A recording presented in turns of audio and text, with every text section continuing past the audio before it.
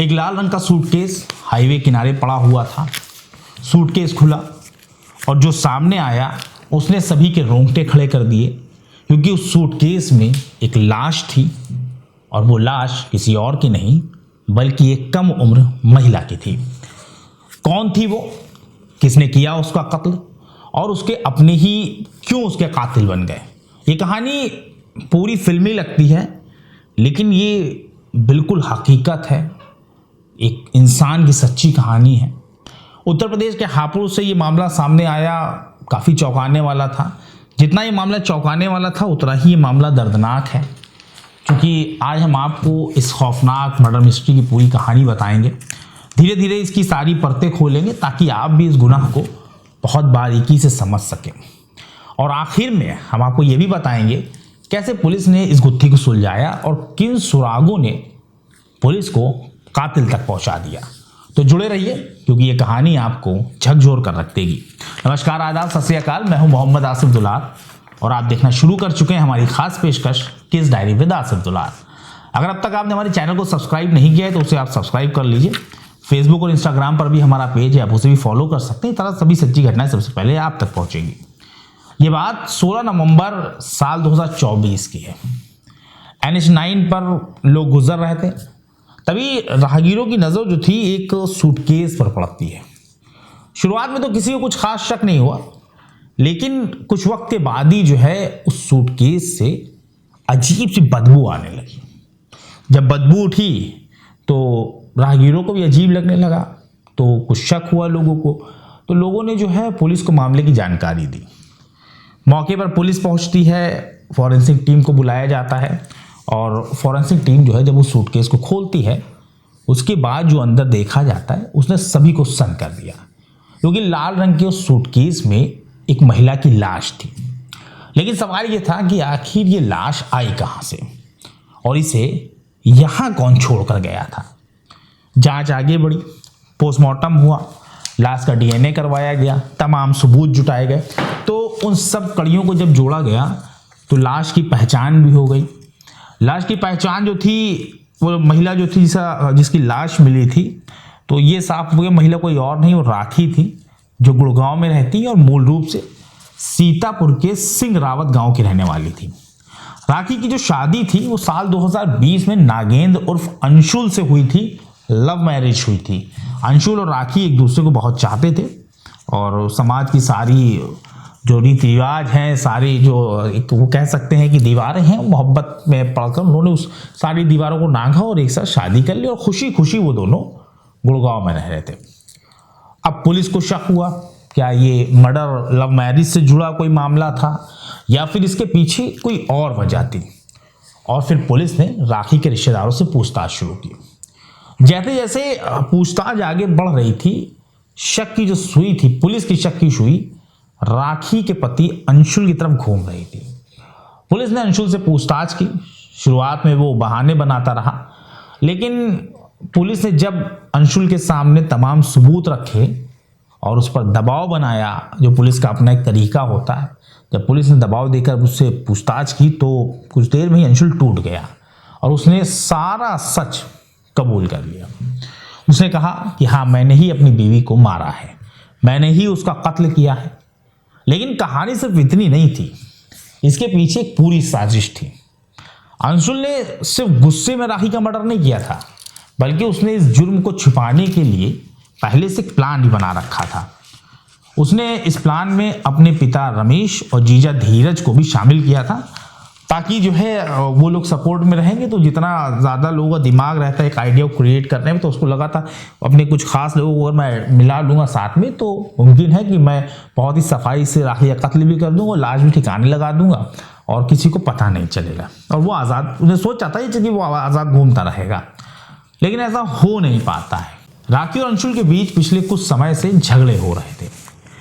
असल में राखी ये चाहती थी कि अंशुल जो है अपने परिवार से अलग हो जाए, उनसे बात ना करे, उनसे दूरी बना ले, ऐसा अंशुल ने बताया। लेकिन अंशुल अपने परिवार के प्रति बहुत ईमानदार था, अपने परिवार को किसी हाल में छोड़ना नहीं चाहता था, जिसकी वजह से जो है दोनों पति पत्नी के बीच काफ़ी झगड़े होते थे, घर में तनाव रहता था अक्सर दोनों में बातचीत भी नहीं होती थी। कई बार ऐसा भी होता था कि बिना खाना खाए भी ये लोग सो जाते। अमूमन होता है पति पत्नी भी जब झगड़े होने लगते हैं तो घर का जो पूरा माहौल, पूरा सिस्टम होता है वो बिगड़ जाता। कुछ ऐसा ही अंशुल और राखी के घर में भी ऐसी ही सिचुएशन क्रिएट हो गई थी। लिहाजा अंशुल ने एक प्लान बनाया और वो प्लान था पत्नी राखी के कत्ल का। अब 14 नवंबर की रात आ जाती है। मसलन हुआ ये था कि कत्ल प्लान तो बना लिया, कत्ल करना है, लेकिन उसकी कोई डेट मुकर्रर नहीं थी कि कत्ल करना कब है। मतलब ये था कि जब हालात बन जाएंगे तो उसी हिसाब से चीज़ों को कर लिया जाएगा। और 14 नवंबर की रात अचानक राखी और अंशुल के बीच झगड़ा शुरू हो जाता है। बात इतनी बढ़ती है कि अंशुल ने गुस्से में आकर राखी का गला पकड़ लिया और गुस्सा इस हद तक बढ़ा कि अंशुल ने राखी का गला दबाया और तब तक दबाया जब तक उसकी सांसें नहीं थम गई। राखी का जब गला अंशुल दबा रहा था उसका दम घुटने लगा। राखी खुद को बचाने के लिए छटपटाने लगी, लेकिन अंशुल को समझ में आ गया था कि अब मैं अगर थोड़ा सा और वक्त रुक कर गला दबा दूं तो राखी की जान चली जाएगी, यानी राखी की मौत हो जाएगी। पर अंशुल ने ऐसा ही किया, पूरी ताकत से राखी का गला दबाया और कुछ देर तड़पने के बाद आखिरकार राखी की मौत हो गई। राखी की जो रूह थी उसके जिस्म से परवास कर गई। राखी का कत्ल हो चुका था, लेकिन अब सबसे बड़ा सवाल था कि लाश को कहाँ और कैसे ठिकाने लगाया जाए, क्योंकि लाश फ्लैट में पड़ी रहेगी, घर में पड़ी रहेगी तो भाई जाहिर सी बात है सड़ेगी, बदबू आएगी। अगर वो ये कहते हैं कि नेचुरल डेथ हो गई और अगर तो जाहिर सी बात है अगल बगल पड़ोसियों को खबर देनी पड़ेगी, परिवार को भी बताना पड़ेगा। गला दबाया है, गले पे निशान है और कहीं पोस्टमार्टम हो गया तो वो फंस जाएंगे। इसलिए इन लोगों ने ऐसा प्लान बनाया है कि लाश को कुछ इस तरह ठिकाने लगाए कि लोगों को शक ना हो और पकड़े जाने के चांसेस ना के बराबर हो। इसके लिए अंशुल ने सोचा कि अगर वो शव को कहीं और ले जाकर ठिकाने लगा दे या उसे फेंक दे तो किसी को कत्ल की जानकारी होगी नहीं और वो लोग कभी पकड़े भी नहीं जाएंगे। यह था अंशुल ने बाजार से एक नया लाल रंग का सूटकेस खरीदा और फिर उसी सूटकेस में अपने पिता और जीजा की मदद से राखी की लाश को उसी सूटकेस में पैक कर दिया। इसके बाद उन लोगों ने गुड़गांव में ही एक टैक्सी बुक करी और उसी टैक्सी में उस लाल रंग के सूटकेस को रखकर वो लोग चल देते हैं। इसके बाद ये लोग गुरुग्राम से करीब 120 किलोमीटर दूर, 120 किलोमीटर समझिए सफ़र ये तय करते हैं। अब समझिए गाड़ी की डिग्गी में एक बैग है, बैग में लाश है, 3 लोग हैं। वो तीनों बेधड़क बिल्कुल बेतवज्जो होकर, बेअंदाज होकर बैग को, लाश को बैग में रख कर वो लेके जा रहे हैं टैक्सी से और वो गुरुग्राम से 120 किलोमीटर दूर हापुड़ पहुंचते हैं। ये यूपी का जिला है, दिल्ली से सटा हुआ।